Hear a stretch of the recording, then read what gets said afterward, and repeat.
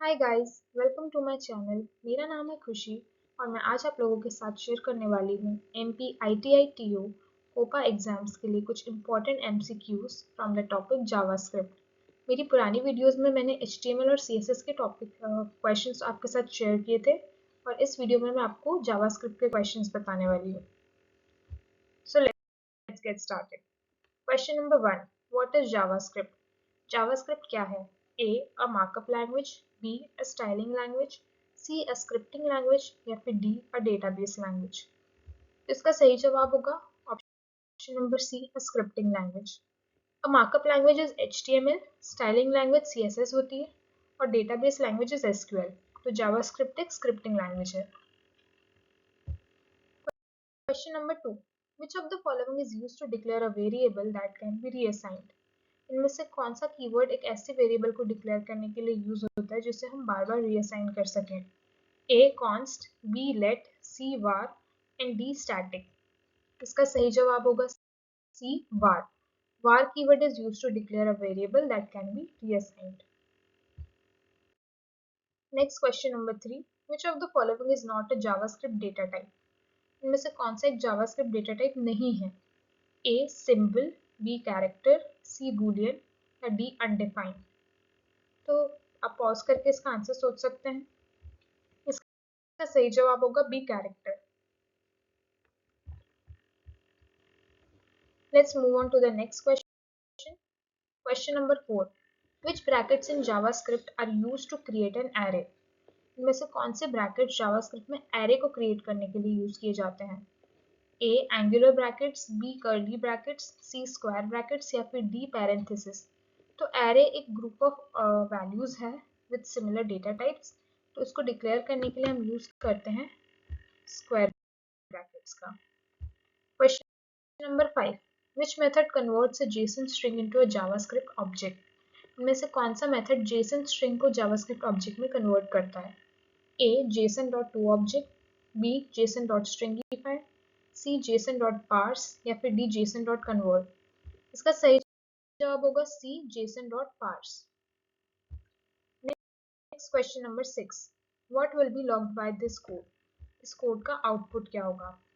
इसमें हमने एरे को असाइन किया है 1 2 3, then we assign b to, हमने बी में ए को असाइन कर दिया है, then b dot push 4 and console dot log a.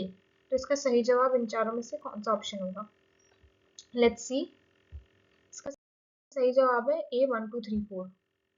तो जो हमारा पुश फंक्शन होता है वो हमारे एरे के पीछे एलिमेंट्स को ऐड करने के लिए यूज किया जाता है। Next question number 7, which keyword do you use to stop a switch case? एक switch case को stop करने के लिए हम कौन सा कीवर्ड यूज करते हैं? A break, B stop, C return या फिर D exit। तो इसका सही जवाब होगा A break। ब्रेक कीवर्ड जो है हमारे स्विच केस को स्टॉप करने के लिए यूज किया जाता है। Next we have question number 8, which operator is used to check equality of value and type? Value और टाइप की इक्वालिटी को चेक करने के लिए हम कौन सा ऑपरेटर यूज करते हैं? A equals equals, B not equals, C equals equals equals 3 times या फिर D single equals.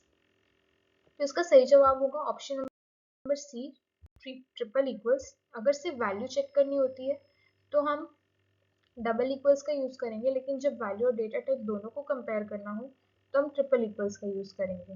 Next we have question number 9, which one is not a valid variable name? इनमें से कौन सा एक वैलिड वेरिएबल नेम नहीं है? तो ये ऑप्शंस आप देख सकते हो। इसमें से ए जो है अंडरस्कोर से स्टार्ट हो रहा है, बी में हाइफन आ रहा है, सी डॉलर से स्टार्ट हो रहा है और डी नॉर्मली एक अल्फाबेट से स्टार्ट हो रहा है। तो इसका सही ऑप्शन होगा जो वैलिड नहीं है, तो इस जो वैलिड नहीं है वो है ऑप्शन बी मायवर, क्योंकि जावास्क्रिप्ट में हम हाइफन्स का यूज नहीं करते हैं हमारे वेरिएबल्स में। Next we have question number 10, what does array1.concat array2 do? तो इसका सही जवाब होगा it merges the arrays, option number B. तो array1.concat array2 जो है array1 और array2 को मर्ज करके एक सिंगल एरे बना देती है। That is the use of concat function. Next we have question number 11. Who invented JavaScript? JavaScript के इन्वेंटर का नाम क्या है? A. Tim Berners-Lee, B. Brendan Eich, C. Dennis Ritchie या फिर D. James Gosling?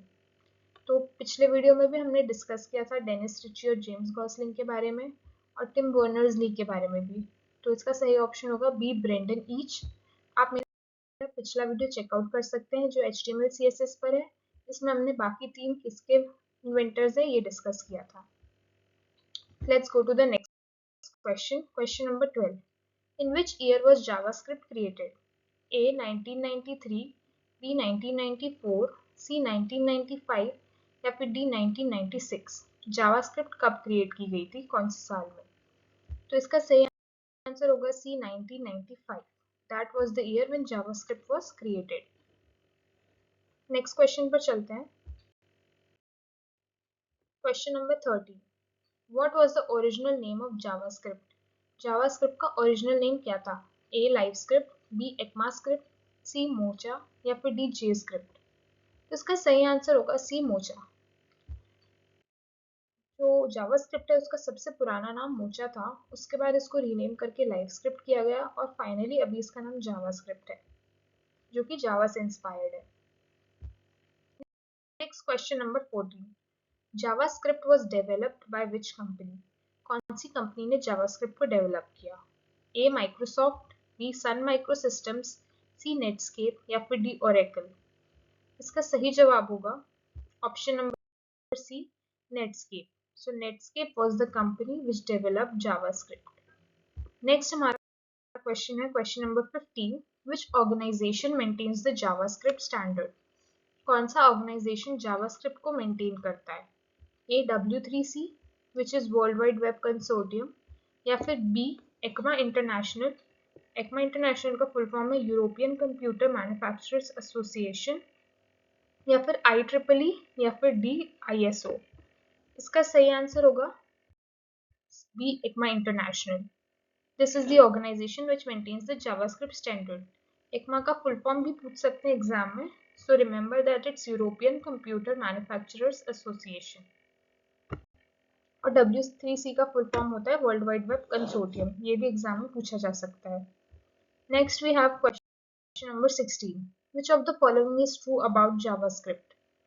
A. It is a compiled language. B. It is a markup language. C. It is an interpreted language. या फिर D. It is a database language? तो इसका सही answer होगा C. It is an interpreted language. Just like Python is interpreted, JavaScript भी interpreted language होती है। Next चलते हैं क्वेश्चन नंबर 17 पर। JavaScript is mainly used for. JavaScript का मेन यूज क्या है? A. Styling web pages, B. Structuring web pages, C. Designing databases या फिर D. Adding interactivity to web pages? इसका सही जवाब होगा D. Adding interactivity to web pages. Web pages को स्टाइल करने के लिए CSS यूज किया जाता है, उन्हें स्ट्रक्चर करने के लिए HTML यूज किया जाता है और उनमें इंटरैक्टिविटी ऐड करने के लिए JavaScript का यूज किया जाता है। Let's go ahead. Question number 18.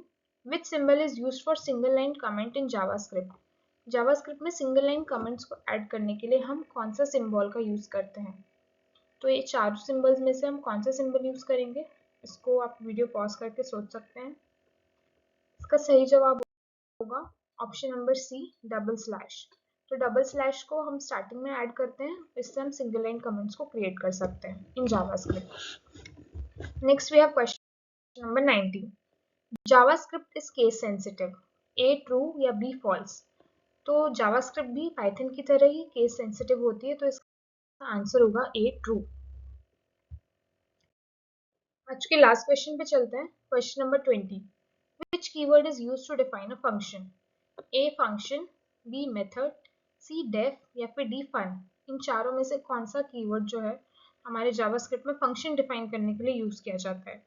तो इसका सही जवाब होगा A. Function.